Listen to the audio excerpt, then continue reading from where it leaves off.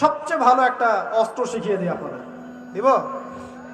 যদি দেখেন দোয়া আপনার কবুল হচ্ছে না দীর্ঘদিন ধরে, আল্লাহ পাকের কাছে অজু অবস্থায় 2 রাকাত নামাজ পড়ে কিছু ভালো কাজ করে, মানে ধরেন একটু কোরআন তেলাওয়াত বা একটু দান সাদাকা বা একটু আত্মীয়দেরকে দান সাদাকা বা একটু এতিমের মাথায় হাত বোলানো বা দিনের রাস্তায় কিছু খরচ করা, কোনো একটা ভালো কাজ করে হাত তুলে আল্লাহকে বলবেন, আল্লাহ তোমার তোমার সন্তুষ্টির জন্য আমি এই ভালো কাজটুকু করলাম। আল্লাহ তোমার তাওহীদের কালিমা লা ইলাহা ইল্লাল্লাহ এর ওসিলায় আমার দোয়াটা কবুল করো। ইনশাআল্লাহ তাআলা আপনি আপনার দোয়ার ফল পাবেন।